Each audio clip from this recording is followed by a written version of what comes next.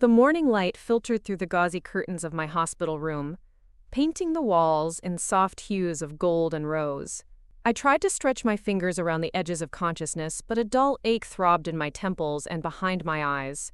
Every breath felt like a precious gift, and every heartbeat a reminder that I was still alive.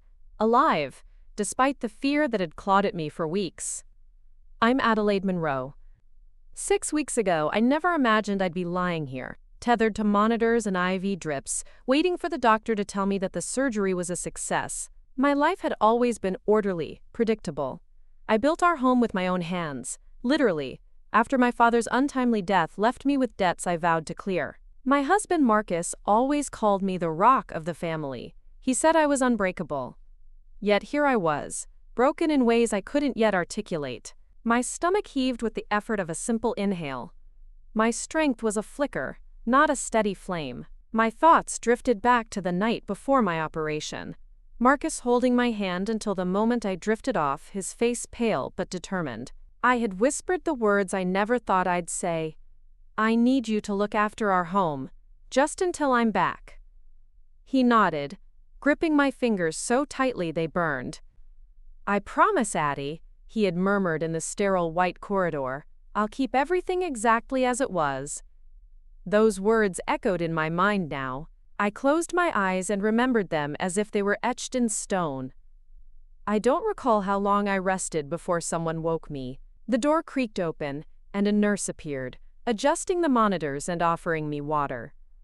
I took it, savoring the cool liquid sliding down my throat. My eyes fluttered open as footsteps approached, light but deliberate.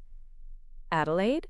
The voice held an edge I didn't like. I sat up on the bed, wincing, and blinked. Dr. Patel stood there, his expression unreadable. How are you feeling? He asked, though I could see the question was rhetorical. The incision pain had subsided into a dull throb. Tired, I admitted, but alive. He nodded and lifted a clipboard. The surgery went well. Your recovery will take time, but you're free to go home tomorrow afternoon if you're comfortable. Tomorrow afternoon. The thought made my heart flutter with relief.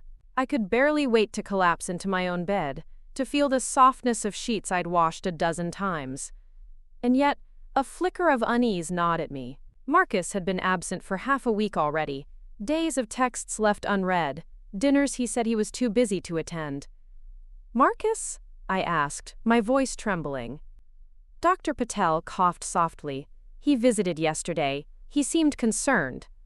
I closed my eyes. Thank you. He left, and I lay back. The hum of machines a lullaby. My mind wandered to our first house together, a tiny craftsman we'd remodeled over months. Every plank of wood, every painted wall we had chosen together.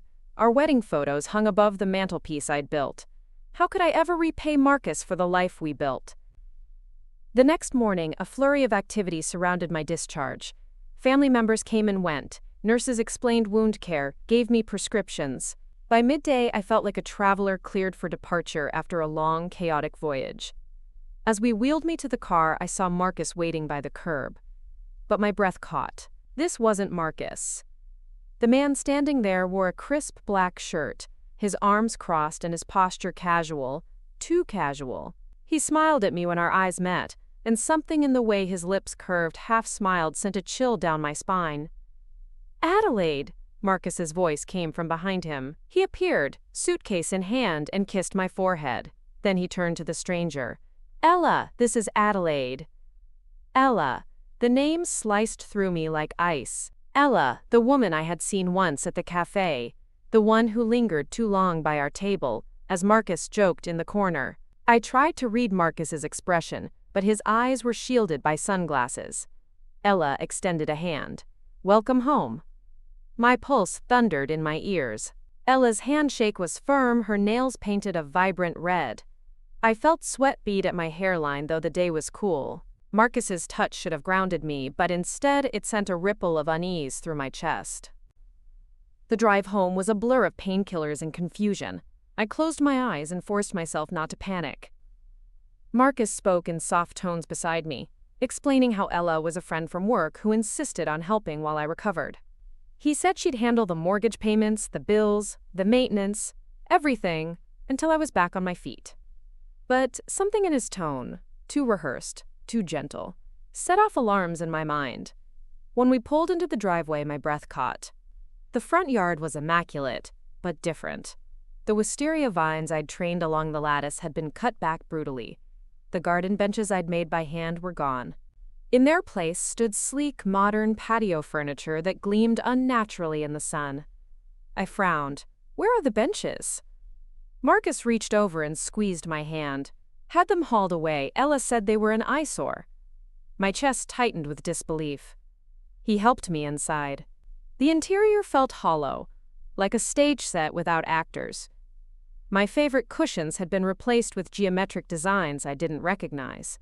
A stainless steel refrigerator hummed loudly in the kitchen corner. Ours had been vintage, dented in a charming way.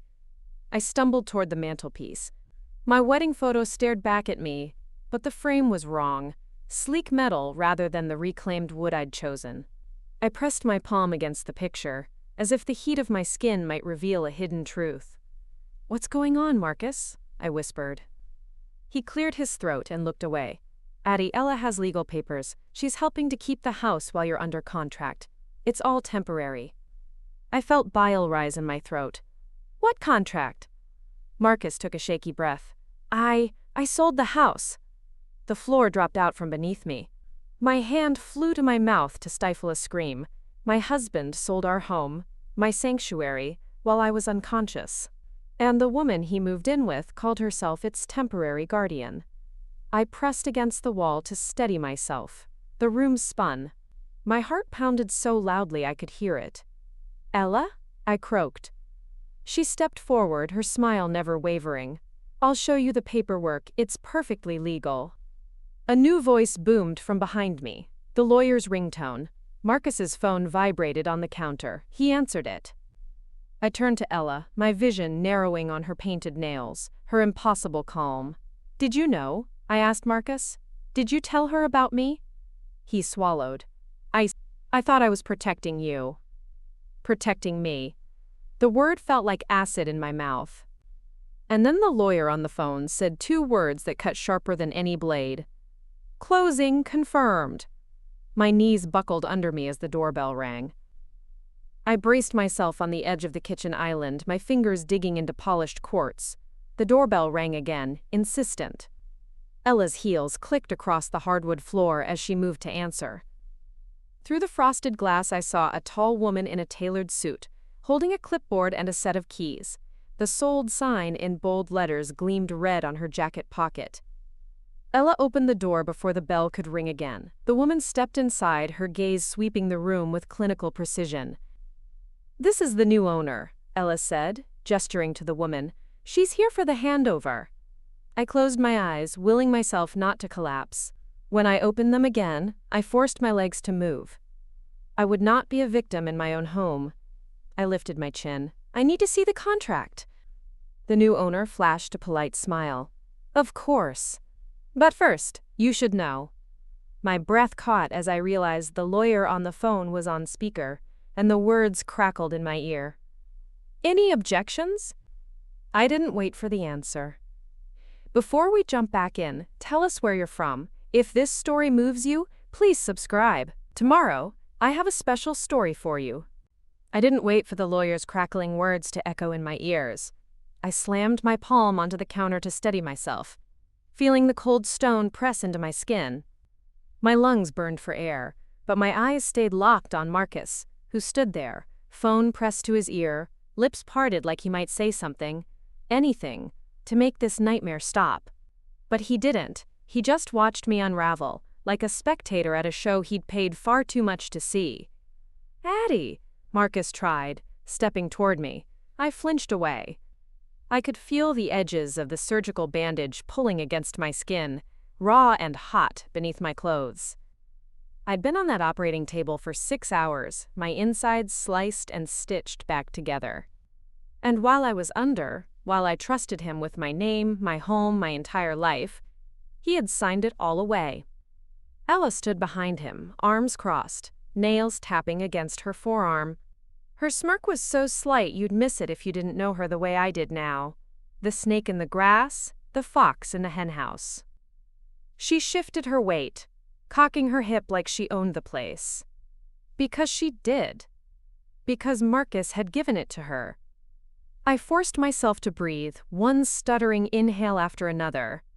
The new owner waited by the door, her eyes scanning the open floor plan, mentally carving it up like a prize she'd won.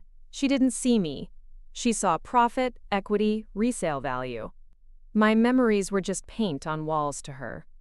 "Ms. Monroe," she said, her voice slick and practiced. "I know this is unexpected, but the papers are in order. You're entitled to a portion of the sale, of course. It'll be wired to your account this week." Wired to my account. Like that was supposed to be some balm for the wound ripping open inside me. I turned to Marcus. "Where will I go?" He looked away, couldn't even hold my eyes. "You'll stay with me, us, just until you're better, then we'll figure it out." Us. Not me and him, me, him, and Ella. The knife twisted deeper. They gave me 24 hours. 24 hours to pack up my life, to peel photographs off walls, to empty drawers full of letters and receipts and memories I hadn't touched in years. Every box I sealed felt like a betrayal of the woman I used to be. Confident, careful, a builder of things that lasted.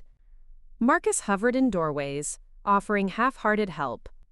Ella vanished for hours at a time, returning with shopping bags and new clothes that smelled like a life I hadn't chosen.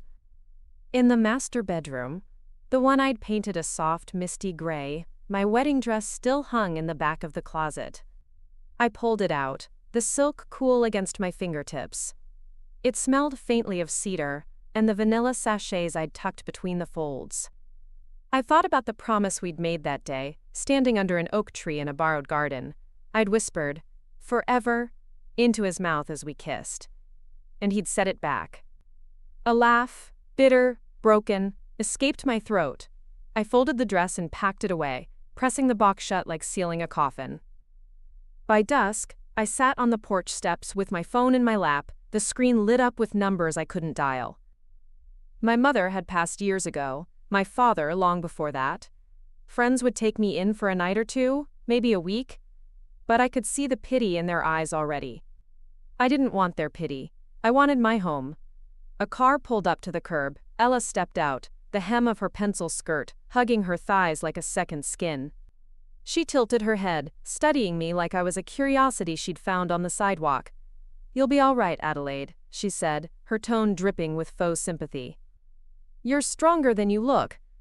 I clenched my jaw. "Don't pretend you care." She smiled, baring her teeth. "I don't, but I do appreciate the house. You kept it in excellent shape. Good bones." Rage flared so hot behind my eyes I thought I might pass out. I wanted to scream, to tear the keys from her hand and lock the door behind me forever. But I didn't. I swallowed the fire. I tucked it deep into my chest, letting it settle like a coal. I would not waste my breath on her. Instead, I stood, box in my arms, and walked past her. I didn't look back. I wouldn't give her that satisfaction. Marcus drove me to a hotel on the outskirts of town, a cheap chain with scratchy sheets and stale air. He carried my boxes inside like he was doing me some grand favor.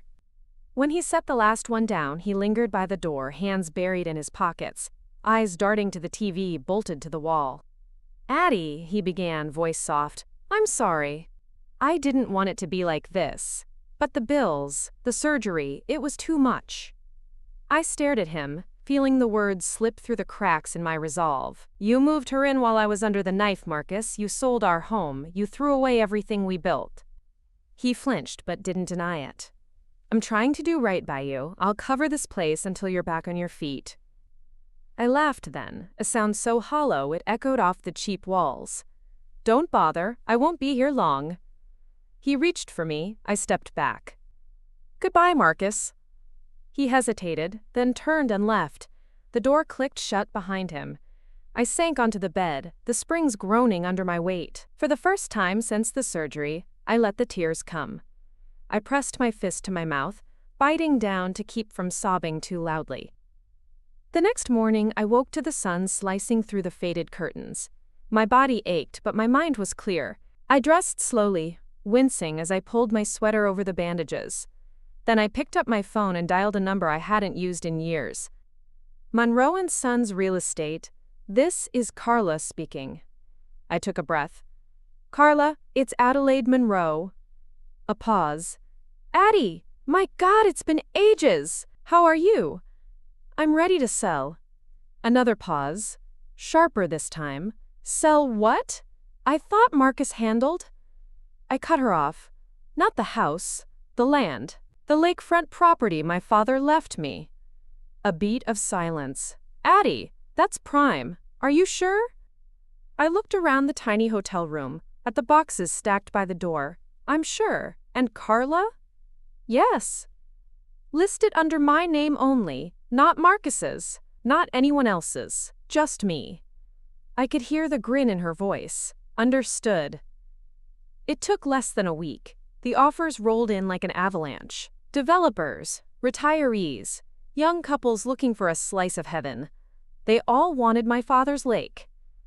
The price climbed higher than I dared hope. I signed the papers in Carla's office, my hand steady for the first time in days. When it was done, I sat back and watched her wire the money into my new account. Not the old joint one Marcus had access to. This one was mine alone.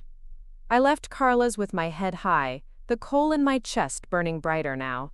I didn't have my house, but I had something better: leverage. I checked out of the hotel that afternoon and booked a suite downtown.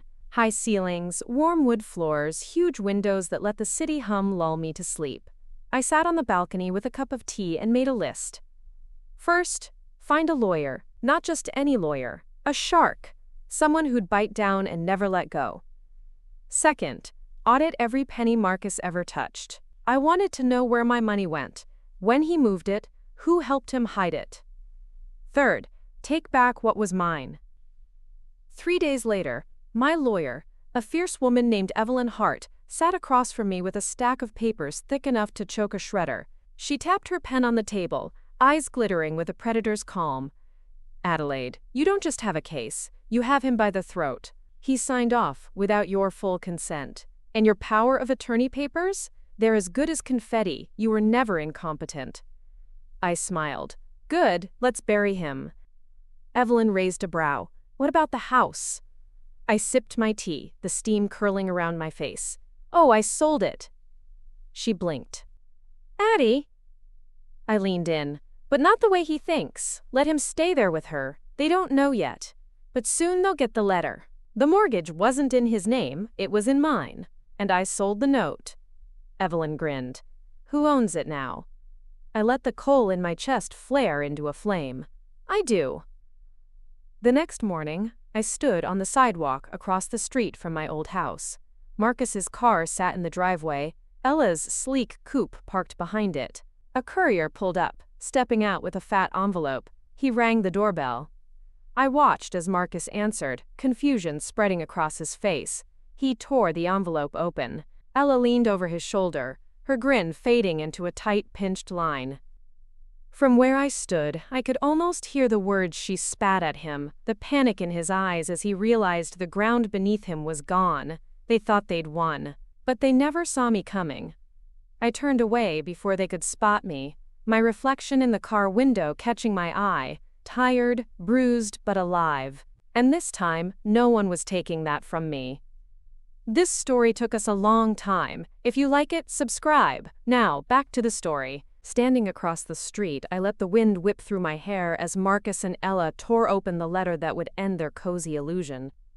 There was a certain poetry in it, a hand-delivered notice, the truth spelled out in legal ink. My house, the one they thought they could bury me under, was now tethered to them by the shortest, thinnest string. And I held the scissors. I didn't stay to watch the meltdown. I turned and walked to the cafe on the corner, one I hadn't visited in years. It still smelled like burnt espresso and fresh pastries. I slid into a booth by the window, ordered tea, and watched the street through the rain-speckled glass. My hands trembled, but it wasn't fear, it was adrenaline. Something alive and hungry curled in my gut, a predator stretching its limbs after a long sleep. I pulled out my phone and scrolled through messages. Old friends who'd texted, worried whispers asking if I needed anything. For years I'd prided myself on doing everything alone. shouldering the burdens no one else wanted. But maybe, just maybe, it was time to let someone in.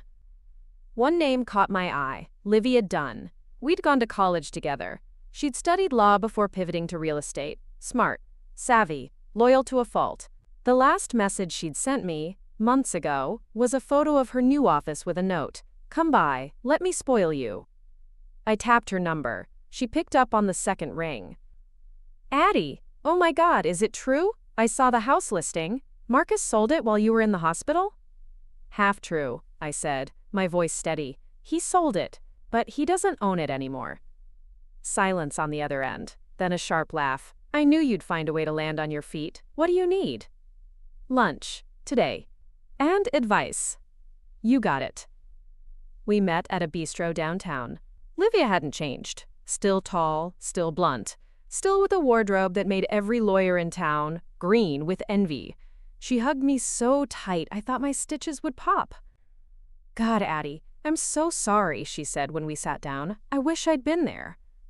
I waved her off. "I don't want apologies. I want action. I sold the lake property. I have capital. I want to put it somewhere smart." Livia sipped her wine. "What are you thinking?" "Something that gives me leverage over Marcus. And something that rebuilds my life. I want to own again, but bigger." She leaned back, eyes narrowing thoughtfully. "There's an old boutique hotel on the edge of town. Gorgeous bones. Been abandoned for years. Developers keep circling it, but the owner is impossible to negotiate with. You'd be perfect for it." My pulse quickened. "Why me?"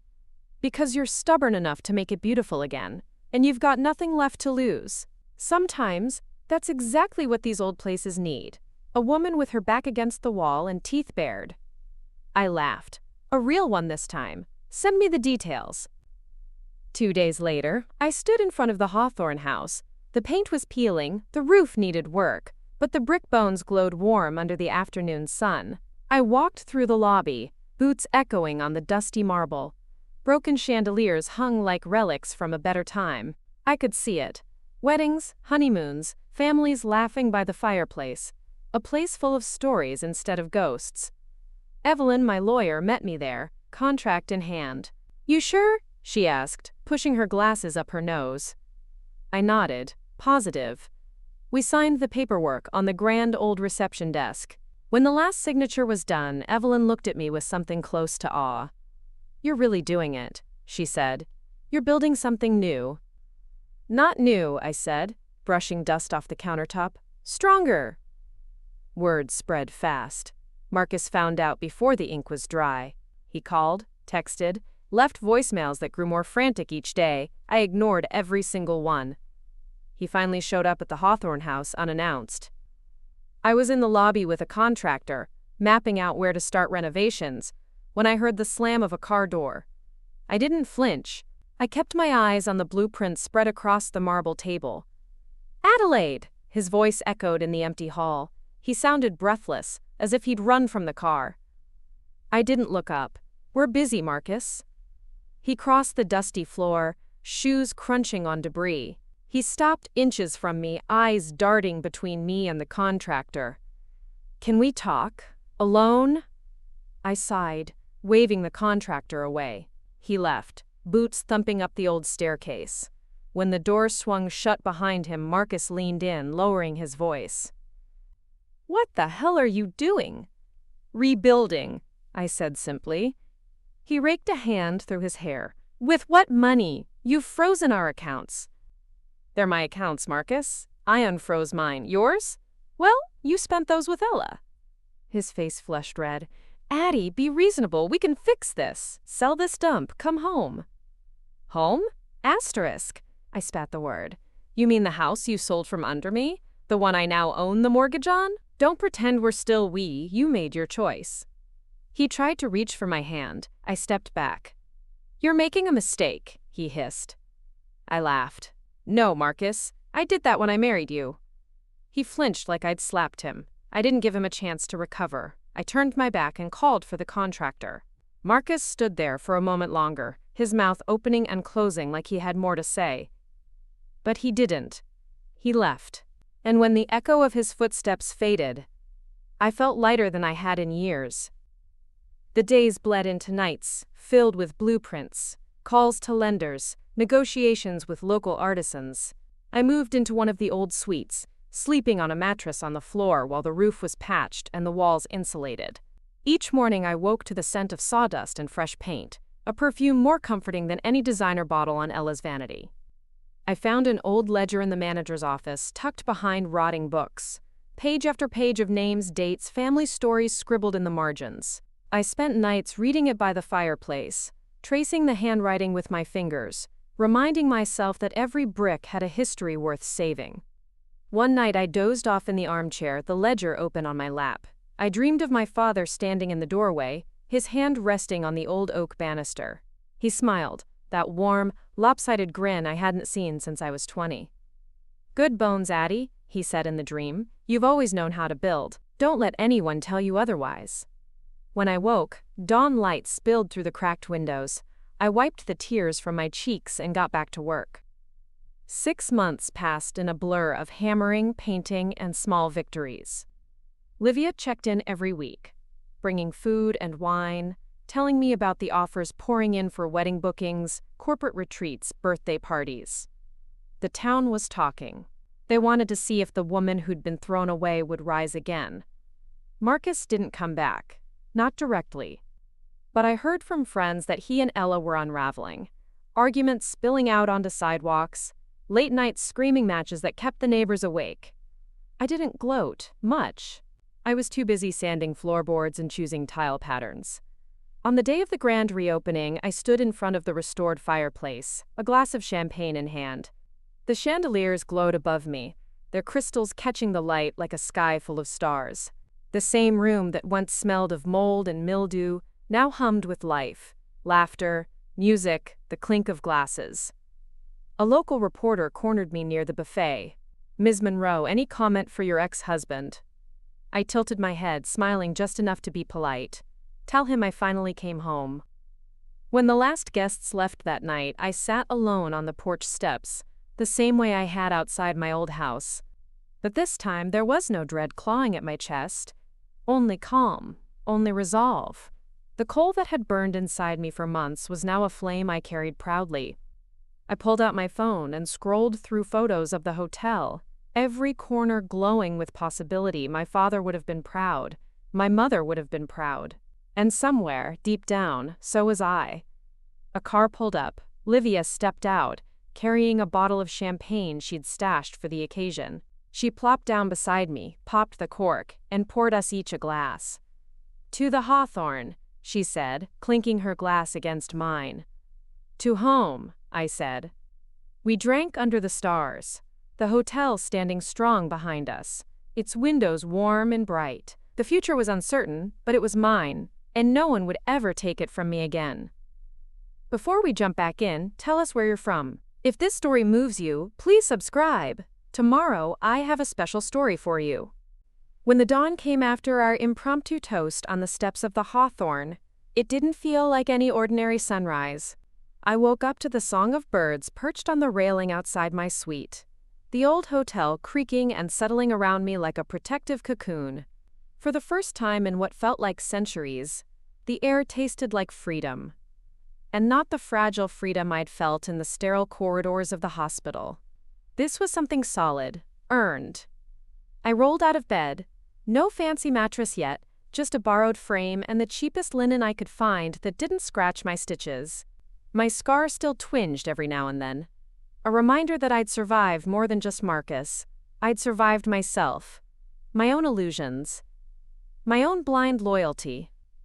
I padded barefoot down the hallway, the floorboards cool against my skin. Workers would be arriving in an hour. But right now, the place was mine alone.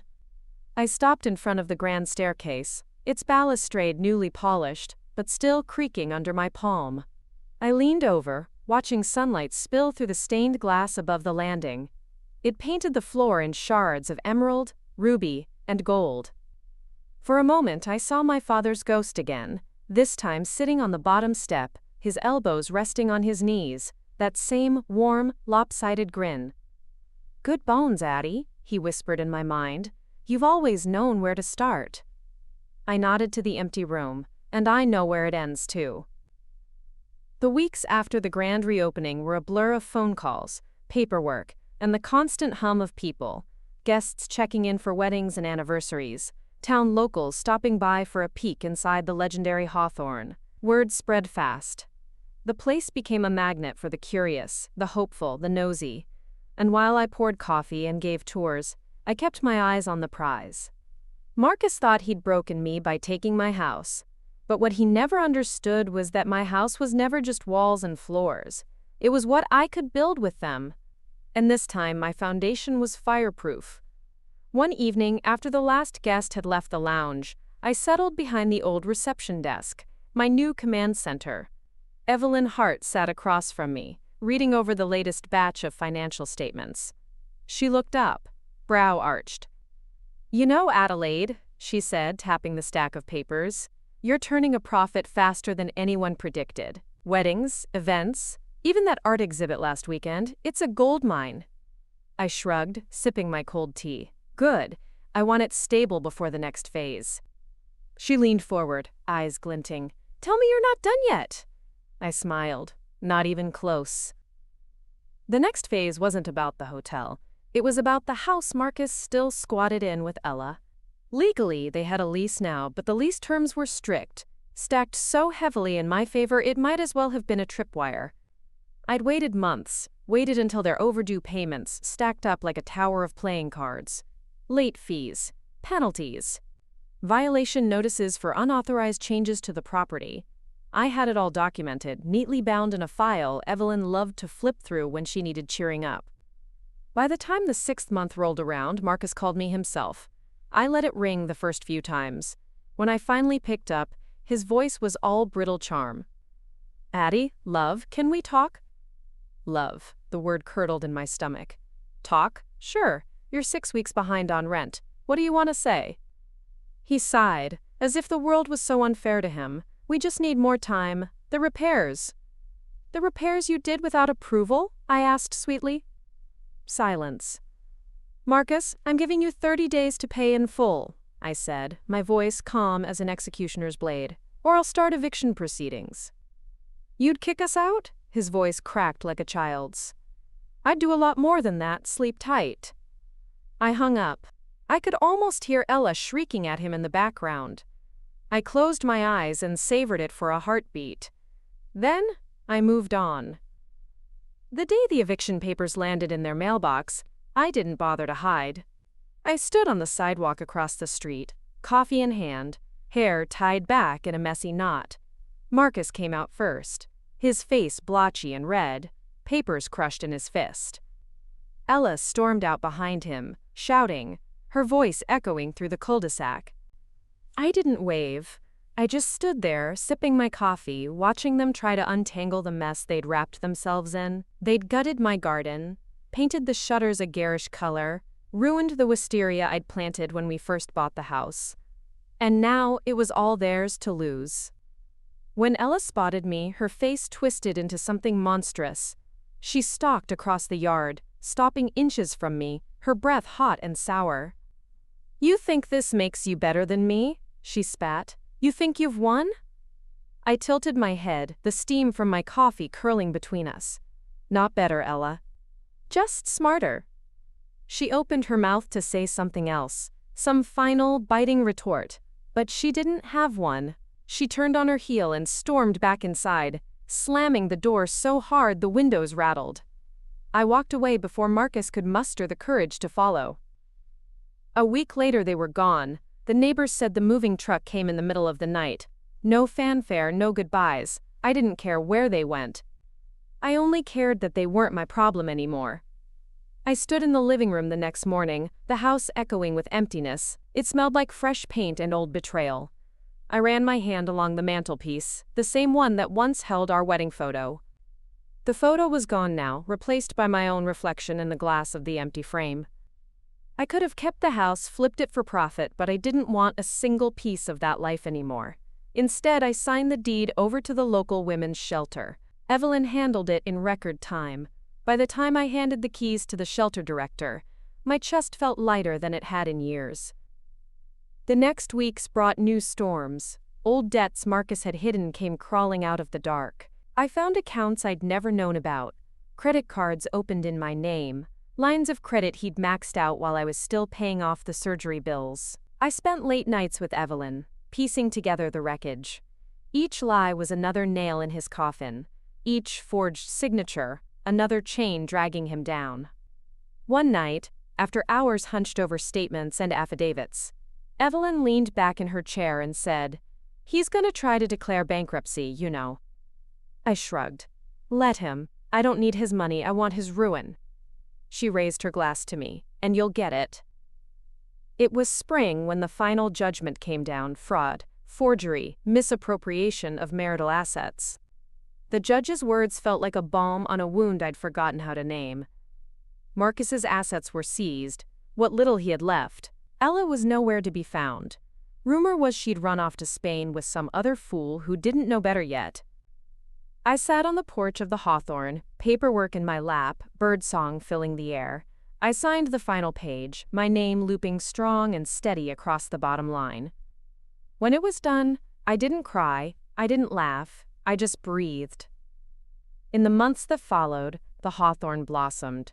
We hosted charity galas, art shows, small concerts that brought music back to the old ballroom. The town rallied around it. Around me. People stopped me on the street to ask about bookings, to tell me stories about the old days when they'd danced under those chandeliers. One evening, as I stood behind the bar polishing glasses, Livia leaned over the counter with a mischievous grin. "So what's next for Adelaide Monroe?" I thought about it. The lakefront, the house, the Hawthorne, the scars that no longer ached when I touched them. "Whatever I want," I said, and I meant it. One rainy Sunday, I found myself back at the hospital where it all began, not for surgery this time, but for a checkup. I sat in the same waiting room, the same antiseptic smell in the air. But I was not the same woman who'd lain helpless on that table. When the doctor called my name, I stood and walked in without flinching. As I left, umbrella tucked under my arm, I paused by the exit. My reflection in the sliding glass doors was unrecognizable. Older, wiser, a woman no one would dare betray again. Outside, the rain fell steady and cool. I stepped into it, letting it wash over me like a baptism. This time, I didn't look back. Before we jump back in, tell us where you're from. If this story moves you, please subscribe. Tomorrow, I have a special story for you. The rain that Sunday was just the beginning of something new, something that felt like an uncoiling inside me. For weeks after my final walk out of that hospital, I found myself standing on the Hawthorne's balcony at dawn, watching the mist lift off the garden like a secret revealed. I thought back to the night I signed away my father's lakefront, to the terror of waking up in that sterile hospital bed, to the taste of betrayal that never quite leaves your tongue. And every time the cold memory tried to creep up my spine, I reminded myself, I was still here. And they were gone. Livia sat across from me in my small office off the grand foyer, an enormous box of files in front of her. "You know you could hire someone to handle this mess," she said, propping her boots on the edge of my desk. I laughed, flipping through receipts that Marcus had buried in old shoeboxes. "I could, but I need to see it, all of it. I need to know what he did." She pointed at the thick file marked fraud. "You already know. He took your name, your trust, your signature, and sold them like they were his to give. He's done. You've got him dead to rights." "I know," I said. I pushed back from the desk and stood, stretching, the muscles along my scar still pulled when I lifted my arms too high. A reminder that healing isn't always comfortable. Livia watched me, her grin softening. "You're going to let him haunt you forever?" I met her gaze. "No, I'm going to turn him into a ghost." I didn't go to the bankruptcy hearing in person. Evelyn did. She wore her sharpest suit and that red lipstick she always saved for special hunts. When she returned, she found me in the Hawthorne's lobby arranging centerpieces for a last-minute wedding. She dropped the stamped court file onto the table between roses and baby's breath. "Done," she said. "He's wiped out. She's gone. No more leverage, no more lies." I traced my finger over the seal, the ink still crisp. Did he look at least a little bit sorry? Evelyn tilted her head. He looked like a man who realized too late that you can't bury a woman who learned to dig her way out. I smiled. Good. That night, I hosted a dinner for the staff. My people. The cooks who stayed late when we had surprise bookings. The cleaners who found a way to polish 100-year-old brass fixtures without scratching them raw. The night manager, who once kept me company in the dark when my nightmares were too loud to sleep through. I raised my glass.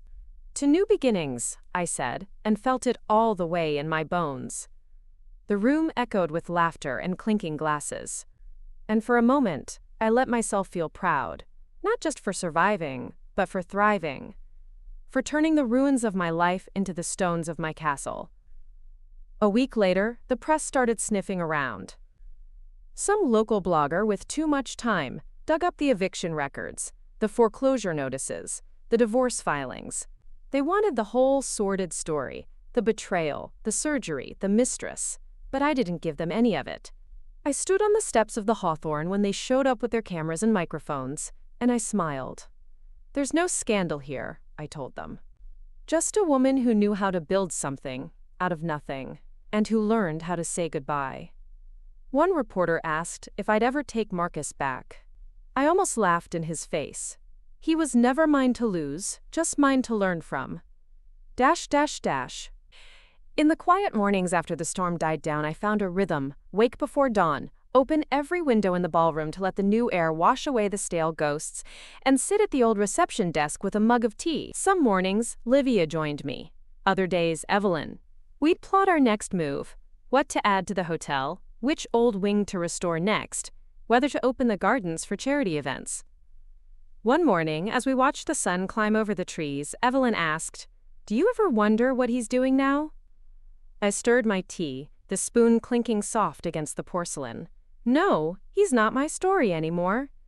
And it was true. If there was one thing this year had taught me, it was that healing isn't about forgetting the wound. It's about learning how to live with the scar and then building something beautiful around it. By mid-spring, bookings at the Hawthorne were steady. The town's old money had fallen in love with its vintage charm again, and young couples flocked to it like moths to a warm lamp. One bride-to-be told me she'd grown up hearing stories about the hotel. Her parents had danced under the chandeliers before she was born. I smiled when she told me that, my heart swelling with something gentle. It wasn't just a business anymore. It was a legacy I'd rebuilt with my own two hands, brick by brick, heartbeat by heartbeat. One evening, long after the last guest checked out and the cleaners turned off the lights, I stood in my suite, what used to be the owner's suite when the hotel was first built. The wallpaper was new, but the old oak floors still carried the scent of a century's worth of footsteps. I opened the French doors onto the balcony, letting the night air curl around me. I pulled my father's old ledger from the shelf. Its cover was cracked leather, the pages yellowed and soft. I ran my fingers over the names he'd written so carefully. Families who'd trusted him, friends who'd stayed for long summers by the lake, people who believed in what he'd built. I added my own name at the end, my handwriting neat and certain. Adelaide Monroe, proprietor. I closed the book and pressed it to my chest. My heartbeat thumped steady, a drum roll for every woman who'd ever been told she couldn't rebuild what was stolen from her. Livia found me there the next morning. She tapped the ledger with her nail. "I hope you know you're not done." I laughed. "No, I'm just getting started." She dropped a folder on my desk. "New listings, new land, new investments. This town isn't ready for what you're about to do," she said. "Good," I said. "Let's keep them guessing." I spent that summer working with architects, designers, and old craftsmen who knew how to keep the hotel's soul intact while breathing new life into its bones. The garden grew lush and wild again, the wisteria climbing over the trellis like it was reclaiming its place. Guests lounged under its blossoms, sipping wine and laughing under the lanterns we strung between the trees. Sometimes, when I watered the garden at dusk, I'd think about Marcus, not about what he'd done, just about how small he'd always been, how small his world had been. He'd spent all his energy trying to keep me caged when all I needed was to remember I could fly.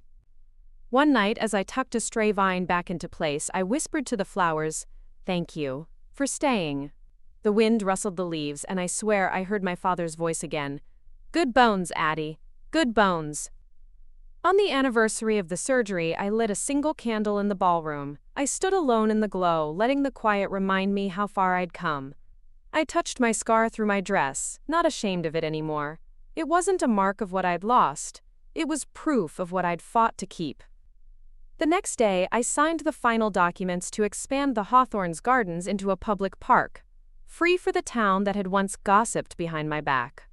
A place for anyone to find a little peace when their world fell apart. I walked the grounds with Livia that afternoon, our footsteps crunching on the gravel path. "You're not afraid they'll forget what you built?" she asked. I shook my head. They don't have to remember me. They just have to remember that when you're left with nothing, you can still make something beautiful grow. When I climbed into bed that night, I dreamed of my old house one last time, but this time I didn't see Marcus. I didn't see Ella. I saw myself, standing in the doorway, sunlight pouring around me, the walls echoing with laughter that didn't hurt anymore. I woke up smiling, the dawn light washing the last shadow of them from my mind. This story took us a long time. If you like it, subscribe. Now, back to the story. Adelaide had grown used to the scent of fresh plaster and old wood varnish, but standing at the edge of her newly cleared garden, under the soft glow of the string lights, she felt the weight of her next steps settle into her bones like a vow she could never break. The Hawthorn was thriving, booked out every weekend, a waiting list stretching for months. The gossip in town had shifted from pity to admiration.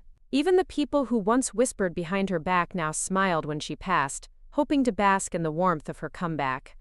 But something inside her knew she wasn't done. She couldn't just stop at surviving. Not after everything Marcus had cost her. Not when she'd learned how much she could build with her own 2 hands.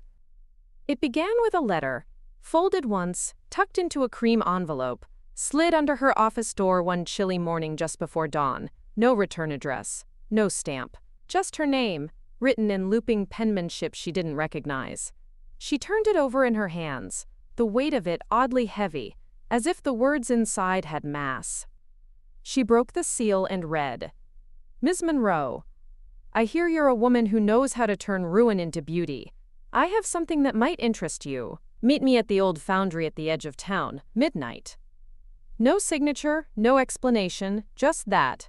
She should have thrown it away. But curiosity had been her saving grace before. She wouldn't abandon it now.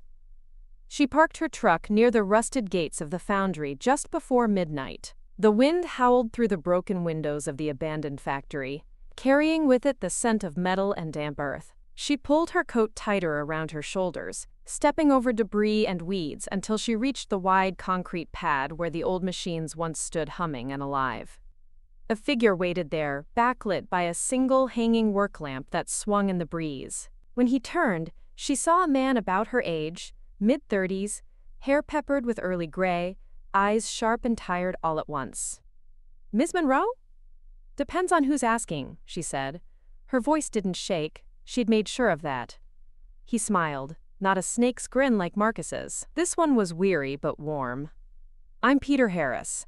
I work for a development group that's less than popular. We've been trying to buy this place for years. The owner won't budge." Adelaide crossed her arms. "And what does this have to do with me?" Peter stepped closer, handing her a folder. Inside were faded photographs. Brick warehouses, old rail spurs, wide plots of empty land along the river that cut through the town's edge. "This could be something new," he said. "Something beautiful. But the owner won't sell to us. He doesn't trust the suits. He might trust you." She flipped through the pages, her fingers tracing over photos of cracked foundations and weed-choked courtyards. She could see it. Restaurants, art studios, shops filled with local goods, a farmer's market on Sundays. A place where people came together instead of falling apart. "What's in it for you?" she asked, eyes narrowed. Peter shrugged. "I get my commission. But I live here too. I'd like to see it done right." She closed the folder. "Give me the owner's name."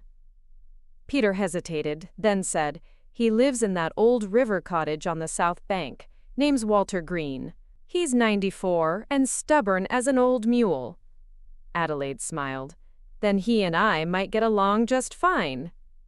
Convincing Walter Green took weeks. He met her on his front porch, shotgun resting across his knees. His eyes were cloudy but sharp as cut glass.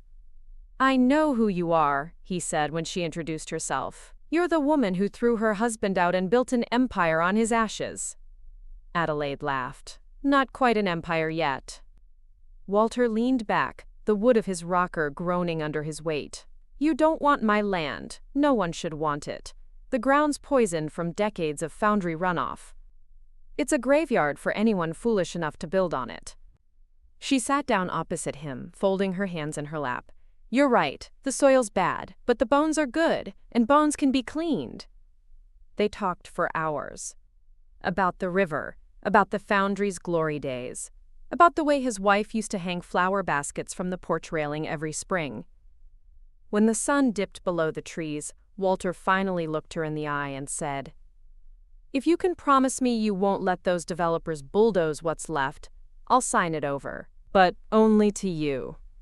Adelaide reached across the space between them, her palm warm against his cold, papery skin. "You have my word." Lax. The deal made headlines. A woman who'd once lost everything now held the keys to the biggest swath of undeveloped riverfront in town. Some called her crazy. Others called her brilliant. But everyone watched. Peter showed up at the Hawthorne the night the papers were signed, leaning against the bar as Adelaide poured herself a whiskey. "You're going to make my job very difficult," he said. "You'll manage," she shot back. He raised his glass in salute. "To making ghosts into gardens." She clinked her glass against his. "To making ghosts into gardens?" What came next was a storm. Environmental permits, soil testing. Consultants who told her it would be cheaper to pave it all over and sell it as warehouse space. But Adelaide had learned long ago that easy roads lead nowhere worth going. She stood in the middle of that cracked concrete pad one night, boots soaked through with rain, staring at the rusted skeletons of the old machinery. In her mind's eye, she saw glass walls, open courtyards filled with wildflowers, children chasing each other across a footbridge spanning the river. She saw life. She saw redemption.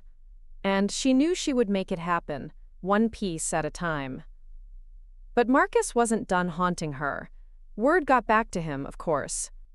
He sent her a letter this time, scribbled on torn notebook paper, as if they were teenagers again. He asked for a meeting. One last chance, he wrote, to make things right. Evelyn wanted her to burn it. Livia wanted to drive to his crumbling rental house and tell him where to shove his apology, but Adelaide just folded the letter and tucked it into her coat pocket. Sometimes closure isn't an apology. Sometimes it's looking a ghost in the eye and telling it you're not afraid anymore. They met in the empty lobby of her new project, the old foundry now echoing with the promise of rebirth. Marcus looked older, thinner, his clothes loose on his frame.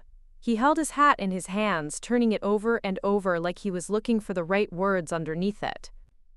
"I heard what you're doing here," he said, voice low. "It's bigger than anything we ever dreamed of." Adelaide didn't smile, didn't flinch. "I didn't dream this with you. I dreamed it after you." He swallowed. "I'm sorry, for everything." She stepped closer until they were inches apart. "I know, and I don't need your sorry. I need you to leave. And not come back." His shoulders slumped. For the first time, she saw him for what he was. Not a monster, not a mastermind, just a weak man who thought he could break a woman stronger than he'd ever known. She turned and walked away. She didn't look back. As she stood in the doorway, the first dawn light spilled through the broken windows. It caught on the old brick walls, the patches of moss, the ragged edges of her new dream. And in that light, she saw the truth. She hadn't just reclaimed what was stolen. She'd built a cathedral from the ruins. And this time, no one could tear it down. Before we jump back in, tell us where you're from. If this story moves you, please subscribe. Tomorrow, I have a special story for you. Adelaide stood at the river's edge at sunrise, the icy current rushing past her boots, carrying broken leaves and driftwood, towards someplace far beyond the town she'd reclaimed piece by piece. The old foundry loomed behind her, its brick walls newly washed clean, but still holding the ghost of what they used to be, a place of sweat and molten metal, and, if you asked the oldest families in town, more than a few curses. She dipped her hand into the water. It was cold enough to bite, but not enough to numb the truth. She'd put her name on this place now. She'd staked her heart to land that had once poisoned everything it touched. But poison can be drawn out. Bones can be mended. She was proof of that. The next months were a storm of meetings and inspections. Some nights she collapsed on her office couch, boots still on, head resting on a stack of blueprints. Evelyn handled the zoning paperwork like a wolf hunting a wounded deer. Livia circled town council meetings, keeping the rumor mill fed just enough to hold off the big developers who would pave it all and call it progress. But none of it would move forward without money. Real money. More than Adelaide had stashed away from the lakefront sale and the Hawthorns' bookings.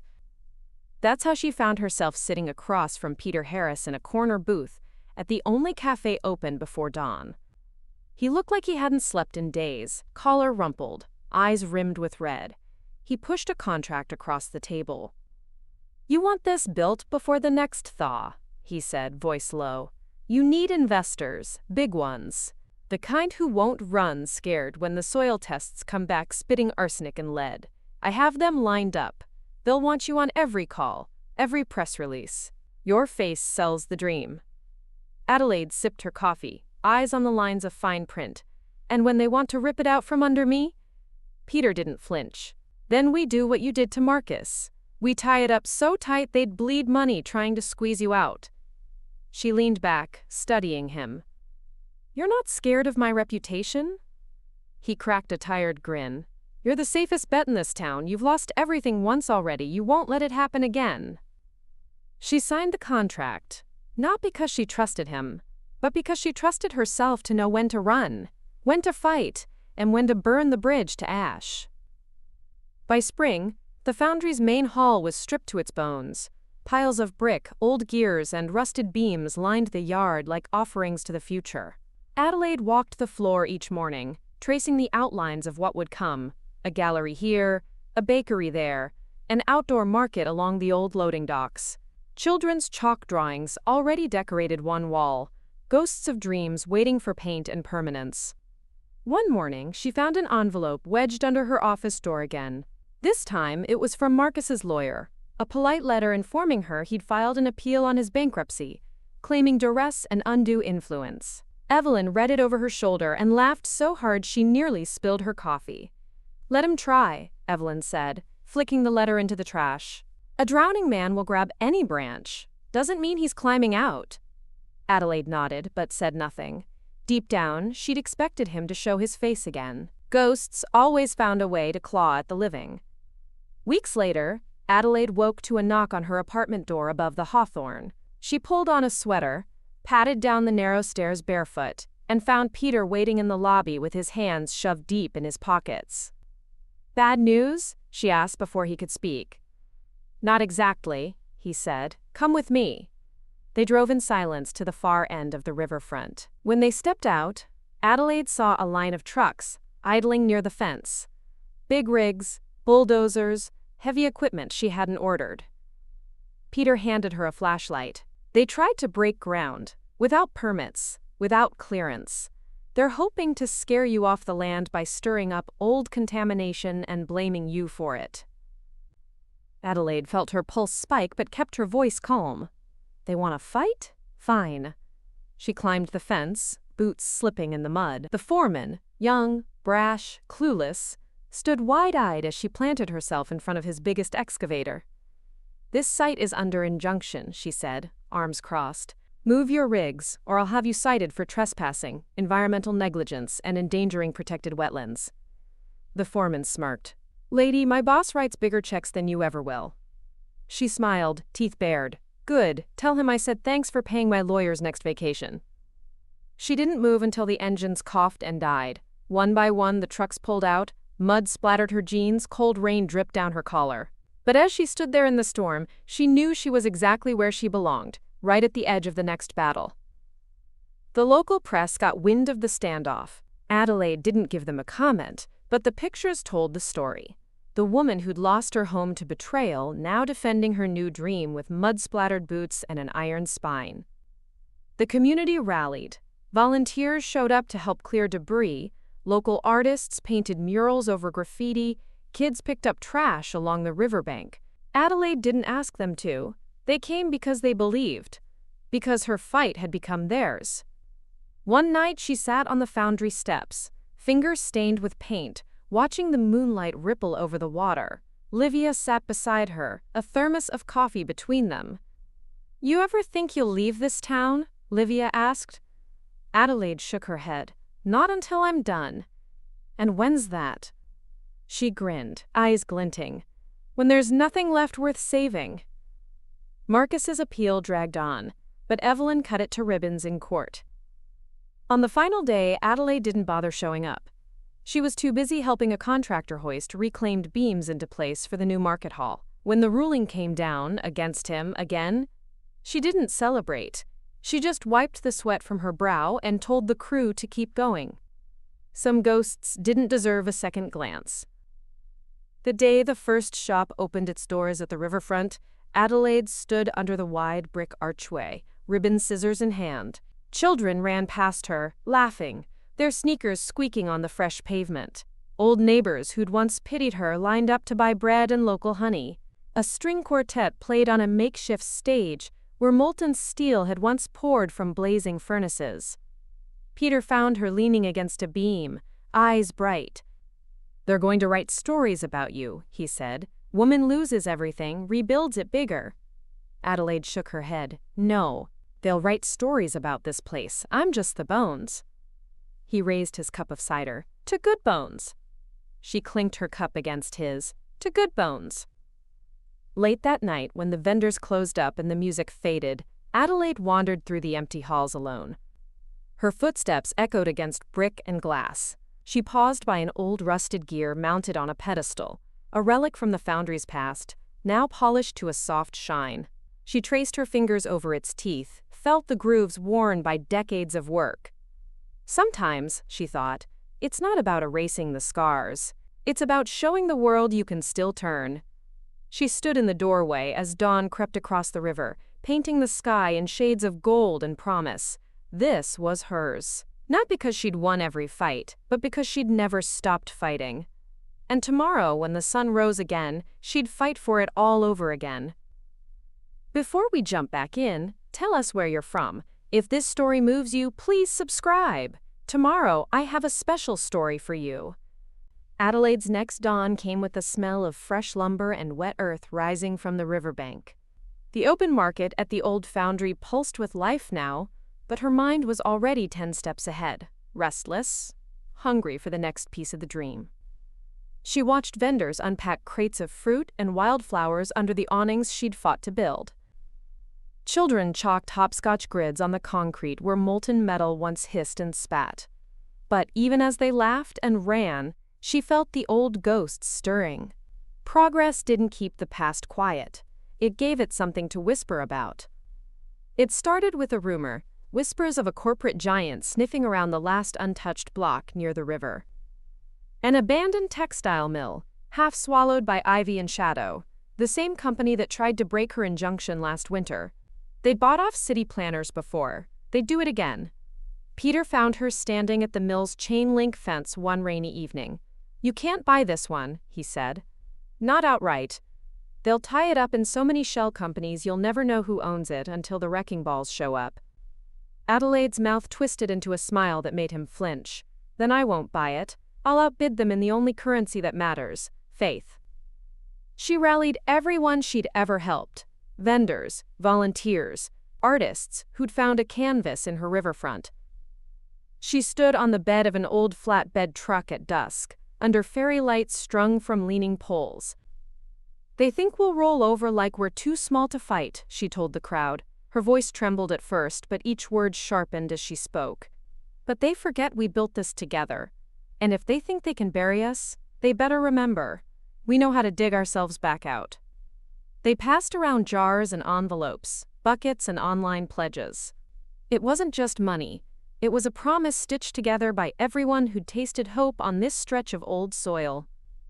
The company countered with lawsuits, anonymous threats, even smear campaigns hinting that Adelaide was mismanaging funds.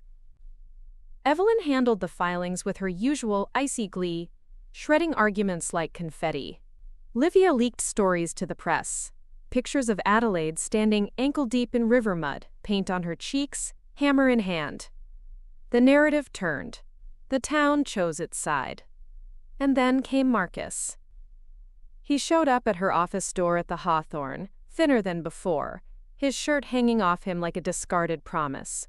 He carried a folder he'd clutched so tight the edges were damp with sweat. "I'm not here to fight," he said, voice cracking. "I know you'll win this. You always do. I just want you to know I'm leaving town. For good." Adelaide didn't speak. She just waited. He pushed the folder toward her. "It's everything. Every shady deal. Every handshake. They tried to use my old contacts to bury you. But if you have this..." She flipped through the pages. Emails. Bank slips. The bones of betrayal laid bare again, but this time, not hers. "Why?" she asked. Marcus stared at his shoes. "Because you deserve to finish what you started. And I don't deserve to stand in the way." She didn't thank him, she just closed the folder. "Go," she said, "and don't come back." The evidence gutted the company's case. Permits dissolved overnight, fines rained down. One by one they pulled out until the mill stood untouched again. Adelaide walked the cracked floors that weekend, Livia and Evelyn at her side. Ivy curled through the windows like green veins reclaiming a dead heart. She touched the damp brick and felt it pulse, quiet but alive. "This is the last piece," she said. "When this is done, they won't see me. They'll see what 1,000 hands can build when you don't listen to the people who tell you it's impossible." Livia smirked. "And if they try again?" Adelaide turned to the window, the river flowing steady behind her. "Then we remind them, good bones never break, they just wait to be rebuilt." And outside, the town gathered again, hammer by hammer, dream by dream, refusing to be sold off to the highest bidder. Before we jump back in, tell us where you're from. If this story moves you, please subscribe. Tomorrow, I have a special story for you. Adelaide's footsteps echoed through the empty mill long after the last volunteer left for the night. The building was a skeleton now, broken windows braced with plywood, steel beams exposed like ribs in the dusklight. But she didn't see ruin anymore. She saw possibility. She saw walls that would hold laughter, workshops that would birth ideas, studios where artists could leave their mark. The next day, she sat cross-legged on the dusty floor, sketching plans on butcher paper spread over old oil stains. Evelyn dropped by with contracts to finalize the community trust that would own the mill outright. Livia perched on an overturned crate, drumming her fingers on her knee. "You know they'll keep coming for you, right?" Livia said. "Every time you turn a ruin into hope, you make someone else look small." Adelaide didn't look up from her sketches. "Good, let them come. They'll learn they can't bury someone who's already been to hell and found her way back." By midsummer, the textile mill was alive with hammering and the laughter of volunteers. Old workers who'd once clocked in to run looms now returned with grandchildren in tow, telling stories of sweat and steel and union fights that kept the place afloat decades ago. One evening, as the sun dipped behind the river, Adelaide stood on the roof with Peter. They leaned against the rusted railing, watching the lights flicker on along the riverfront below. "You ever regret it?" Peter asked. "Not taking the payout when you could have? Letting Marcus go without bleeding him dry?" Adelaide tilted her head, listening to the wind whistle through the cracks in the brick. "Regret isn't useful," she said. "It's like a house you keep paying rent on but never live in. I'd rather build something else." Peter laughed, shaking his head. "You scare me sometimes, Addie." She smiled. "Good, fear keeps people honest." The first artist moved into a corner studio before the walls were painted. A young woman named Nora, whose paintings of the river were so real they made you feel the current pull at your chest. She paid her rent with canvases and coffee runs, and every morning she'd greet Adelaide at the door with fresh sketches for a mural that would eventually cover the north wall. As the community trust's funds trickled in, small shops popped up under the old steel trusses. Potters selling mugs glazed with river clay, weavers spinning rugs from reclaimed cotton, bakers who filled the hall with the smell of bread so good it made your mouth water halfway down the block. And still, the letters came, threats disguised as offers, shell companies with two slick names. Adelaide read every single one before feeding them to the fireplace in her office above the hawthorn. Flames ate away their paper promises, until only ash remained. One night, she found Marcus's old name on a legal filing. It was buried deep. Some half-forgotten account tied to a property he'd once sold to the same company now circling the mill again. Evelyn swore when she read the fine print. They're trying to slip through the back door, use your past to poison your future. Adelaide sat very still, fingers steepled under her chin. Then we'll slam it shut and nail the damn thing closed. They went to court. Again. Adelaide sat in the gallery as Evelyn tore the argument apart, point by point, every forged signature and ghost company laid bare like bones under bright lights. This time, Marcus didn't show up. Maybe he'd finally learned you can't outrun the things you choose to build your life on. When the judge ruled in her favor, Adelaide didn't cheer. She just nodded to Evelyn and walked out into the sunlight, the weight on her shoulders lighter than it had been in years. In the months that followed, the mill's grand reopening drew crowds from towns miles away. The local paper ran headlines that made her laugh. Widow of betrayal builds city of dreams. Vendors sold out of bread and pottery. Musicians played late into the night, their songs bouncing off walls that once echoed with the clatter of looms. Adelaide stood in the middle of it all, feeling the heartbeat she'd carved out of a place everyone else had given up on. Livia raised a glass to her, shouting over the music, "This is yours!" Adelaide shook her head, laughing as she turned in a slow circle to watch children chasing each other through the food stalls. "No, this is ours." After the last guests left, Adelaide climbed to the mill's highest window. She stood there, looking out over the river, the glow of the hawthorn's windows far off, like a star she could always find her way back to. She pressed her palm to the cold glass. The town was still small, still fragile in the way all good things are, but it was stronger than its scars, stronger than its ghosts. She'd made sure of that. Before we jump back in, tell us where you're from. If this story moves you, please subscribe. Tomorrow I have a special story for you. Adelaide's town was no longer the town she'd once limped through, wounded and whispered about. It breathed now, a living map of every choice she'd made after the day she'd signed away the last threads of her old life. The hawthorn glowed on the hill like a lantern for anyone looking for a second chance. The foundry bustled with laughter and work. The textile mill's new windows reflected the river that had carried away more than just poisoned soil. It had washed her clean, too. But ghosts never vanished entirely. She knew that as surely as she knew the shape of her scar when she traced her fingers over it some nights. And the next ghost came in the form of an envelope slid beneath the hawthorn's front door just before dawn, stamped with the logo of a bank she'd long since outgrown. Peter found her standing in the lobby, the letter unopened in her hand. "You want me to look it over?" he asked. Adelaide shook her head. "No. I want to see what they think they have on me." She tore it open, read it once, twice. The words were predictable. The mill's trust deed was under review. A challenge to the non-profit status. A hint that she'd mismanaged the riverfront market funds. She laughed. It echoed off the polished marble floors. Peter cocked an eyebrow. "This funny to you?" She dropped the letter into the fireplace, watching it curl and blacken. "No, but it's predictable, which means it's weak." The hearing came 2 weeks later, just as winter frost touched the old stone steps of the courthouse. Adelaide stood beside Evelyn, who looked like a storm wrapped in silk and pearls. Livia sat behind them, a smirk curving her lips every time the bank's lawyers stammered through their arguments. Adelaide's mind drifted while they spoke, back to her mother's kitchen, where she'd once learned to make do with stale bread and cheap soup. Back to her father's hands, guiding hers as they fixed a broken fence post. Back to the night, Marcus kissed her forehead and whispered, "I promise I'll protect you." She almost smiled. She'd never needed his protection, she'd needed her own. When the judge finally ruled, the bank's claim fell apart like wet paper.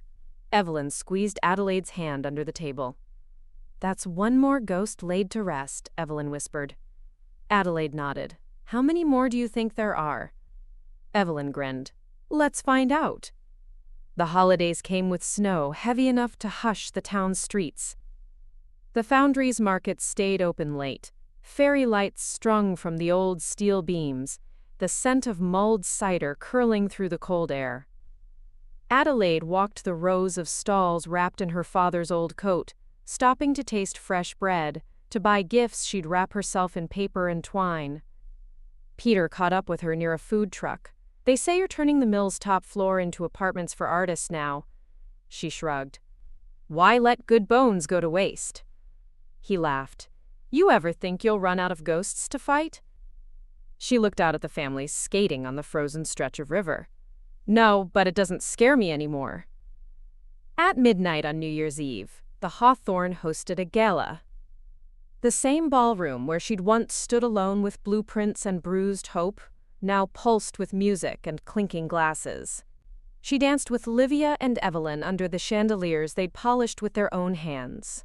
She spun once, catching her reflection in the glass. Older, yes, and lined in places grief had etched deep. But her eyes were bright. Her spine was steel. As the clock struck midnight, Adelaide stepped onto the balcony alone. Snow fell soft on her hair. She whispered to the night, "I forgive you." And she meant it.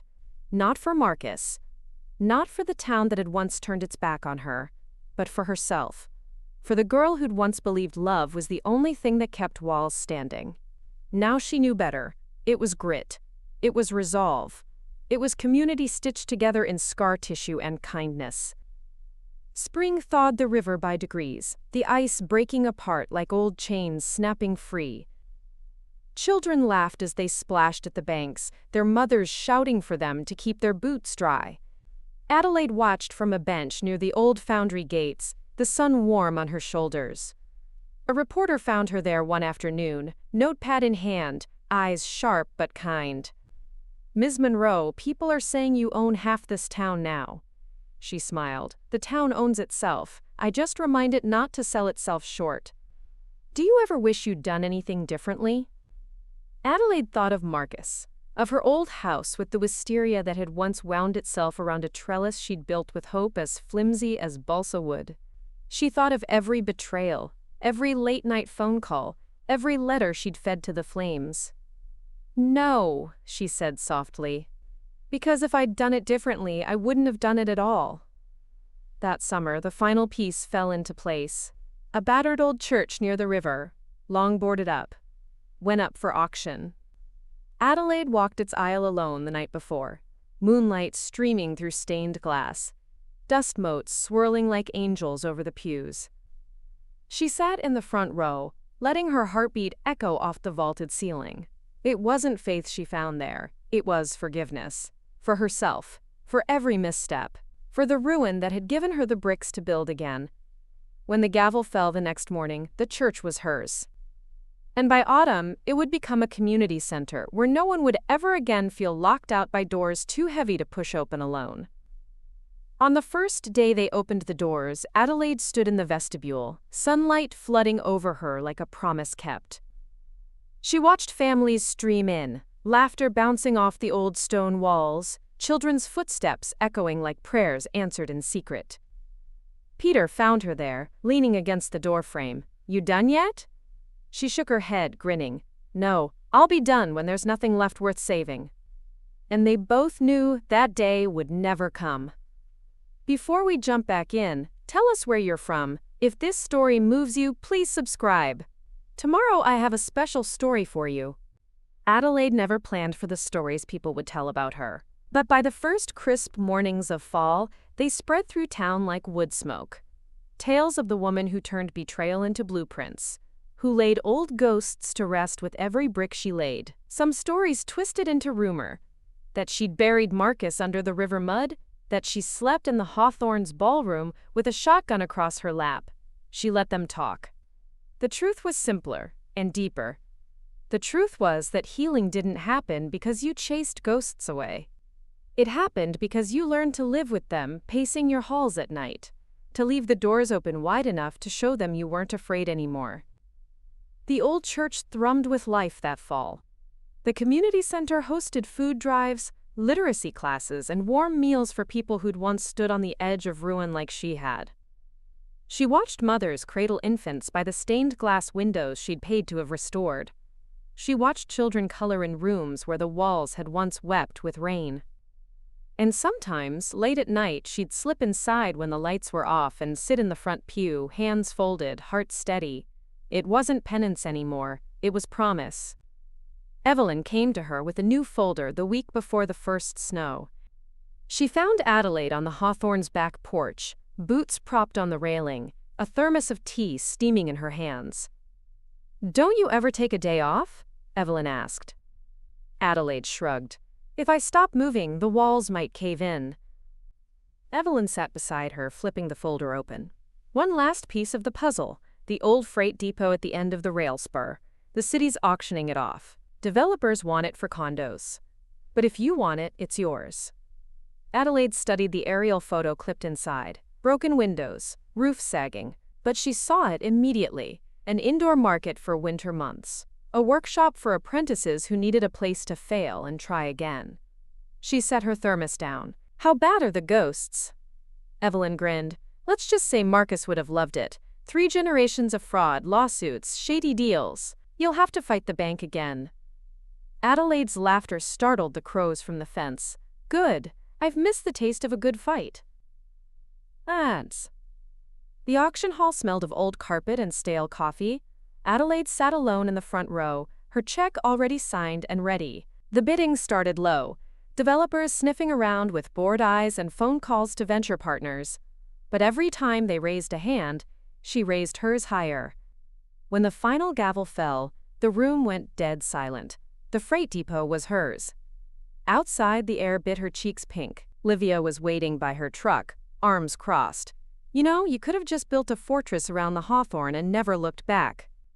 Adelaide slipped the deed into her coat pocket.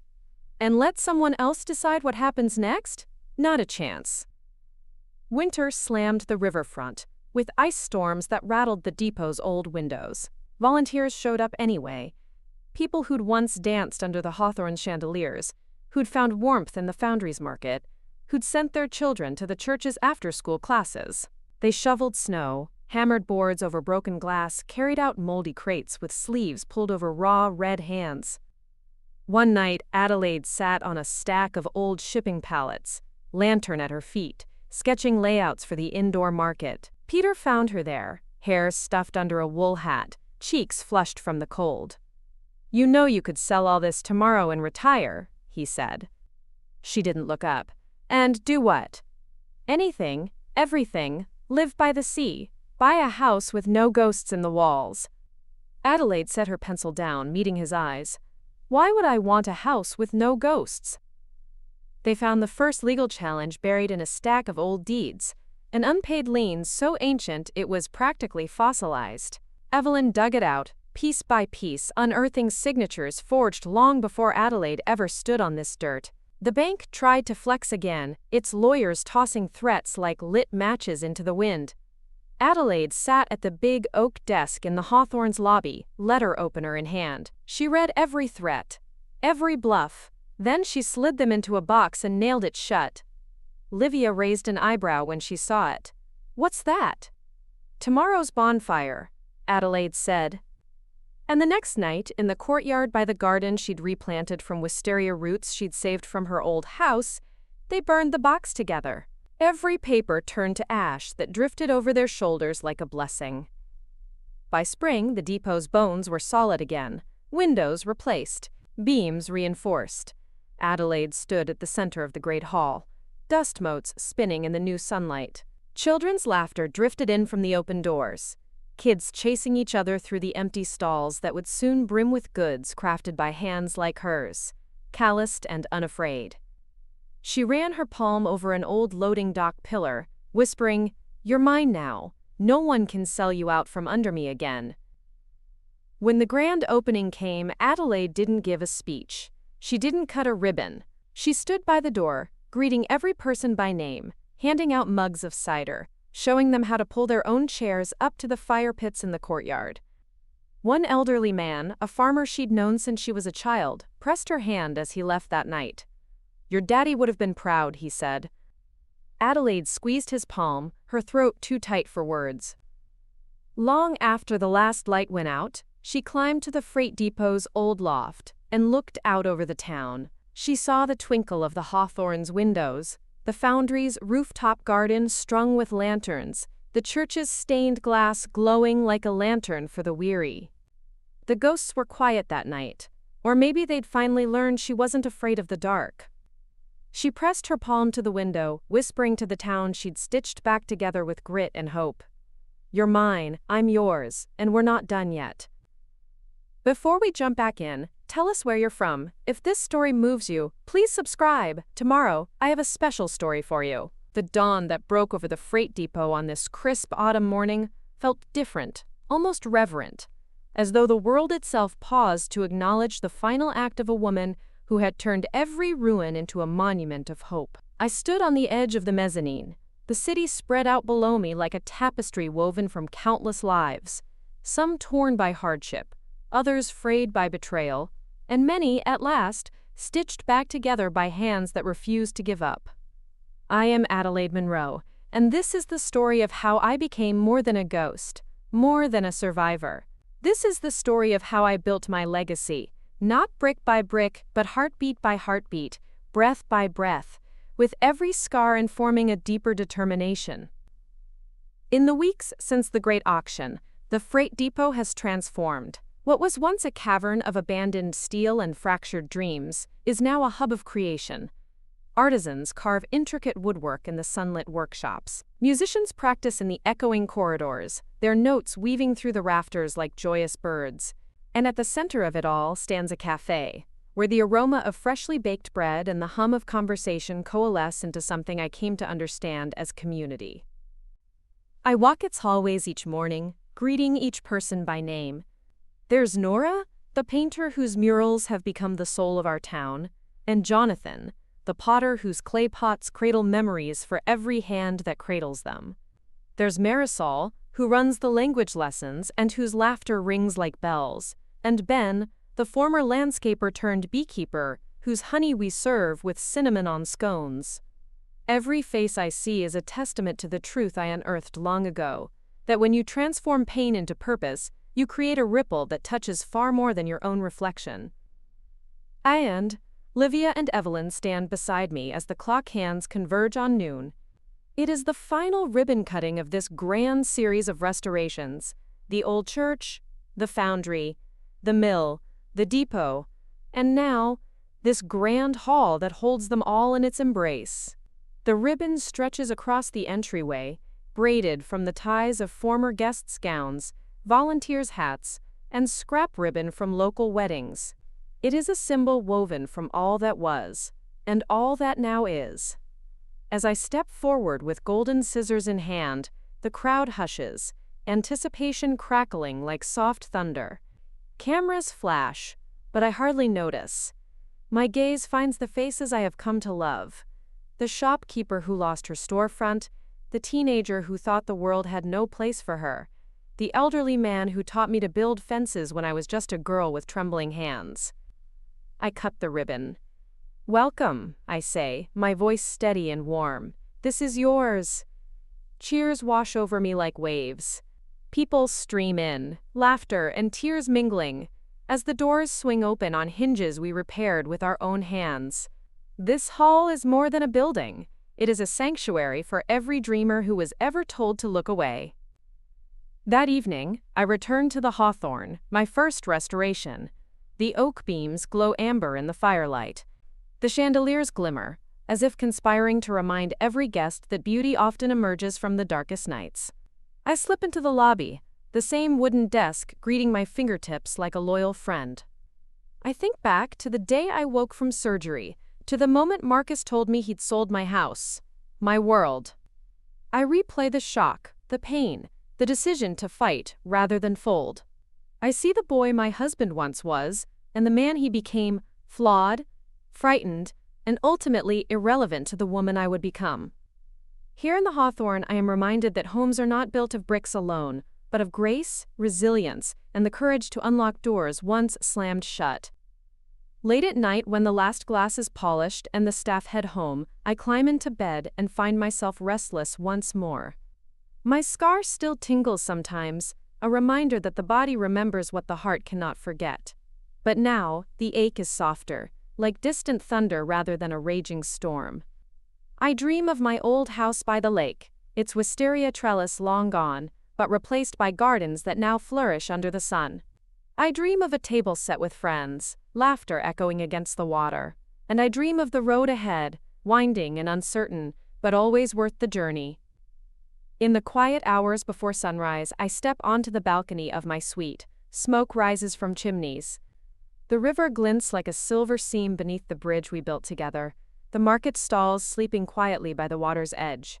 The town, once fractured and fearful, pulses with the promise of another day. I whisper into the dark, as if speaking to every shadow that ever held me back. We are here, we are alive, and we will never be broken again. This is the end of one story, but the beginning of countless others. The ghosts I faced, betrayal, loss, doubt, have become the foundation beneath our feet. We carry them not as chains, but as pillars of strength. To every woman who has ever been told she is too fragile, too small, too broken, stand tall. Your scars are your heralds, your resilience, your crown. Thank you for living this journey with me. 2 more great stories are next. Don't miss them. Subscribe and turn on notifications.